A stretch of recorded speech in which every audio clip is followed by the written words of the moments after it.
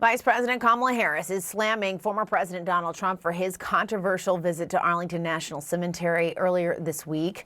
Harris releasing a statement earlier today saying in part, Trump, quote, disrespected sacred ground, all for the sake of a political stunt. And that, quote, it is my belief that someone who cannot meet this simple sacred duty should never again stand behind the seal of the presidents of the United States of America.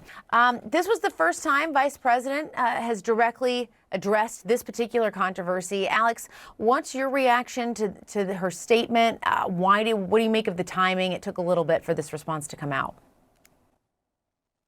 Well, the vice president wants to keep this issue alive because it is obscuring what should have been a political slam dunk for Donald Trump. The fact is that there were 13, the families of the 13 soldiers that were killed at Abbey Gate 3 years ago. Many of those families have now endorsed Donald Trump. One of the most affecting images of the RNC in July, what were those families endorsing Donald Trump? All those families were there at Arlington Cemetery earlier this week. Many of them have endorsed Donald Trump. And the thing is that this should have been the way, like the message going into the week. Instead, because they wanted a social media video to spread on TikTok and Instagram, now this is the discussion we're having because they had an altercation with the staff at Arlington by going beyond the original place where you're seeing right now to the gravestones. Tom Nichols joins us now. He's the staff writer for The Atlantic. Tom, great to have you here with us on a Saturday night. This was the first time the vice president really addressed this controversy.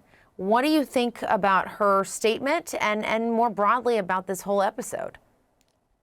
Well, I think she's right.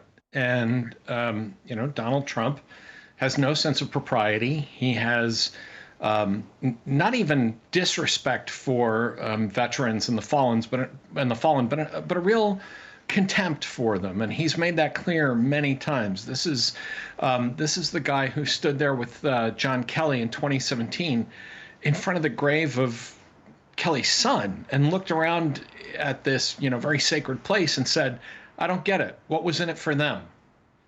He has referred to the fallen from our armed forces as losers and suckers. So this is just one more event in Donald Trump's long and reprehensible line of really ghastly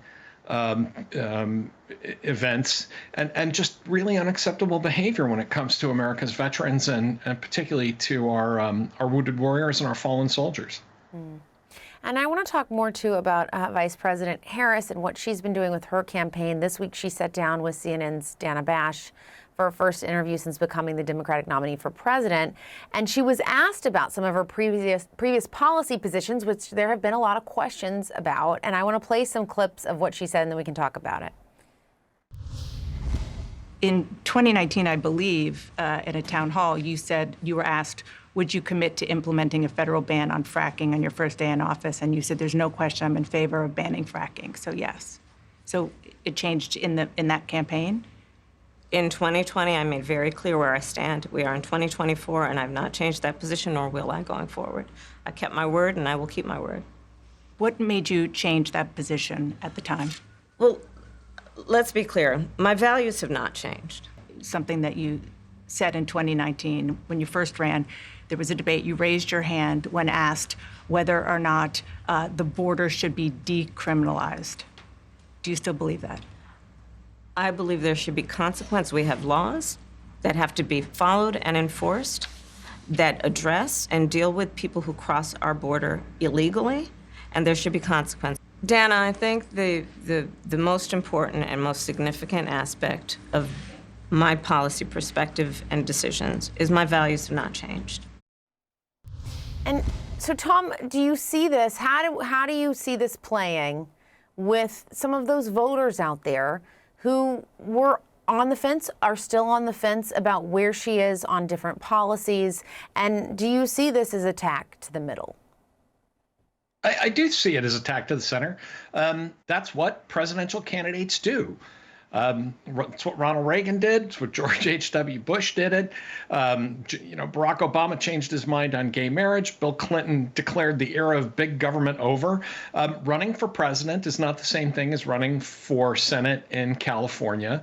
Or trying to win a Democratic primary. I think it was a completely normal interview. I think those are the two moments where Dana Bash tried to pin down Harris on changing her mind. But you're not going to find a presidential candidate who runs and doesn't change his or her mind. And I think it's kind of interesting that we're having this conversation at the same time that Donald Trump has had now, 5 different positions on abortion in the last 5 days.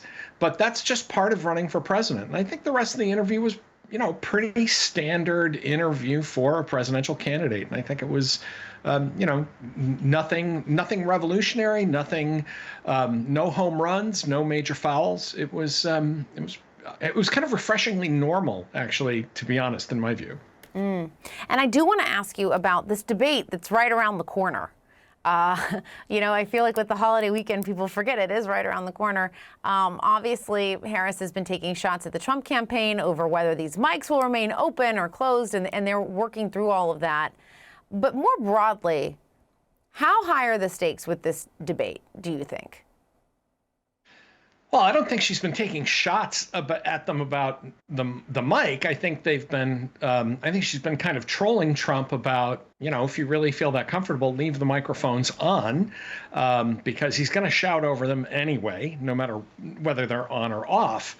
I think the debates in this case are more important for Trump, because I think what you saw in the CNN interview is that, Harris is not going to rise to some of the bait.